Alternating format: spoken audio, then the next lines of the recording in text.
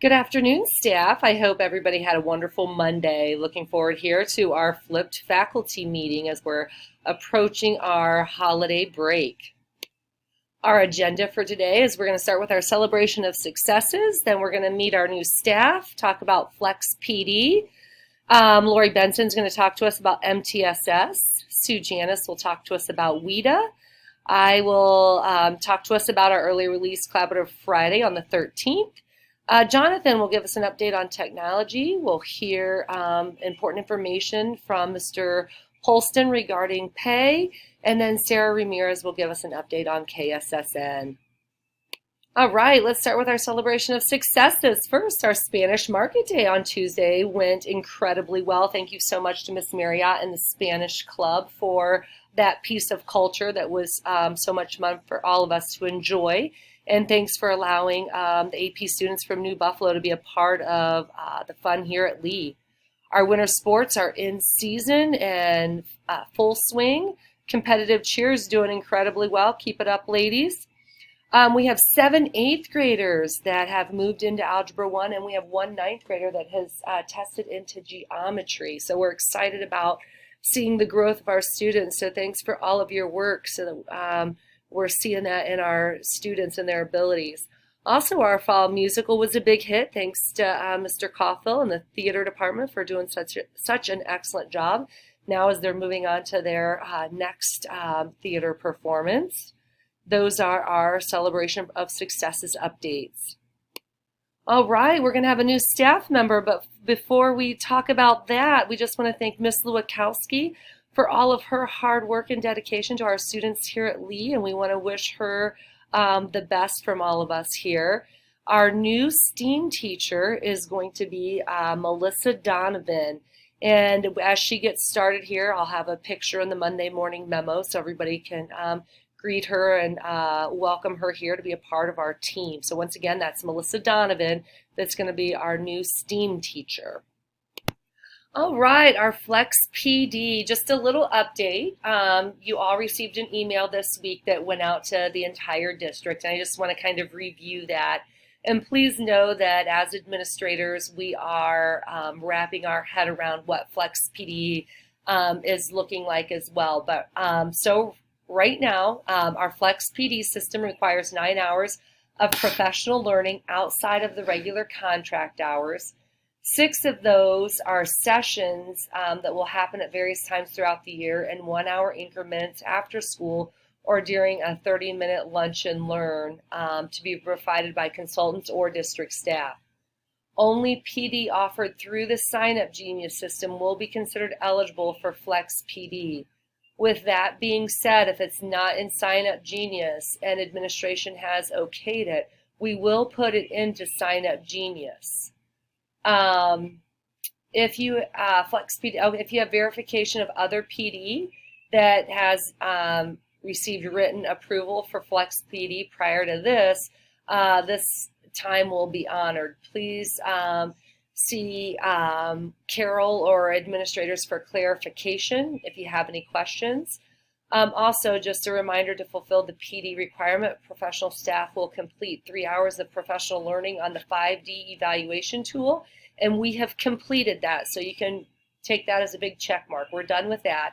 3 hours of professional learning on professional learning communities or technology integration, and we will be offering those throughout the school year, and 3 hours of professional learning on topics of choice that align with the strategic design of the district goals. And once again, the district goals are our 6 C's: culturally responsive practices, culture of collaboration, district-wide systems. So hopefully that helps with the Flex PD. I'm sure that we will continue to work on this. So hang in there, and thanks for working with us on this. Hi, this is Sarah Ramirez. I'm the KSSN coordinator at the middle school, and I have a few updates. So our Thanksgiving food baskets were a big success. We gave away 55 baskets to our middle and high school families. We have 45 baskets from El Milagro to give out for Christmas, so please email me if you want to nominate any families. We recently received a large donation of coats, hats, mittens, so please send me any students in the main office who have a need of those items. We currently, unfortunately, have a lengthy wait list for our KSSN clinician. So to help some of those students, we're having a January anxiety and depression group. Please refer any students to us who you think might benefit. We are still continuing to take referral sheets, and we will refer them out based on priority to outside agencies. Hello teachers, this is Sue Janis. I just want to give a reminder to those teachers in middle school and high school who were invited to join the EL teaching team to administer the WIDA test this year that we have our upcoming WIDA certification training for middle school on Tuesday, December 10 from 3 to 5. It is a Flex PD in room 306. That is Brenda Caballero's room in the high school across from the Media Center. And for high school teachers, your training is on December 13 from 1 to 3 p.m. This is not a Flex PD, and that also will be in Brenda's classroom, room 306. Please bring your own personal computer. Jane Dykehouse will be the administrator facilitating the training. The testing dates for WIDA this year will be for high school, February 4 to 5, and for middle school, February 6. Thank you again for helping us in these efforts, and we'll look forward to seeing you there. All right, next we have Early Release Collaborative Friday. This December 13th, this Friday, we have PD from noon to 1, and we're very excited to be able to offer 4 different options. And thank you to our staff that was so willing to host different professional development options for our staff. Our first option is Classroom Management 411 by Miss Peggy McCormick in room 402. So if you'd like to pick up a couple of tidbits on classroom management and just kind of spice it up in your classroom, please stop in and see Peggy. Our second one is SIOP, Reaching Our EL Students. This will be run by Libby Drake and Brenda Caballero. Any teacher that hasn't had SIOP training, or if you just want a little refresher because you're trying to reach your EL students, please stop into room 306. Our third opportunity is Ed Puzzle, Get Your Tech On by Jeff Patton. If you're curious and would like to add some technology into your classroom, Ed Puzzle's where it's at. That's in room 113. And then our final one is MTSS, Let's Get Started by Lori Benson, and this will be in the Media Center. So if you want to learn a little bit more about MTSS and what you can be doing in your classroom, please stop in and see Lori. We will be sending out I will be sending out a Sign Up Genius link so you can register for one of the 4 options for this Friday. Hello, this is Grant from the tech team. I'm up in the Media Center. I just wanted to talk to you guys about a few things. Number 1, Chromebooks. We've been repairing a staggering number the past week or so, replacing screens. We had a bunch of new parts come in, so we're working right now on returning all of the original devices out to the students. New students, if you see one that does not have a Chromebook device, feel free to send them up to the Media Center and I can get them equipped. If they have broken Chromebooks, please have them come to the Media Center. I don't want them going home or letting the issue get worse. Please have them bring it right up to the Media Center as soon as possible. Charging stations, we've been working on getting these out to all the classrooms. Some of you may already have them, but if you don't, we're working on getting that to you very soon. Also, a word on cases. Almost all students should have cases, but if you see any that do not, please have them walk up to the Media Center so we can get them equipped. Thank you so much. Okay, a little update on MTSS. I am not Lori Benson, but we had to do a re-recording, and so I do not have Lori at my disposal for her to talk, but I will share with you what she was going to share if she were speaking. So we have put together our MTSS high school team, and it consists of Lisa Britton, Catherine Marriott, Jackie Thompson, Molly Cheesebro, Julie Warmels, Brett Lambert, Karen Gallardo, Lori herself, and myself. And we will start our training in January. We'll meet once a month to be trained for MTSS for a rollout for next school year. And as we go through the training process, we'll be sharing the information so that we can roll the MTSS out with fidelity at the start of next school year. If you have any questions, don't hesitate to contact Lori regarding the MTSS. And she will also be hosting a PD on Friday up in the Media Center if you would like to learn more about that and start the implementation or some ideas of MTSS this school year yet. All right, we're going to have a little news update from our superintendent, Mr. Polston, regarding pay.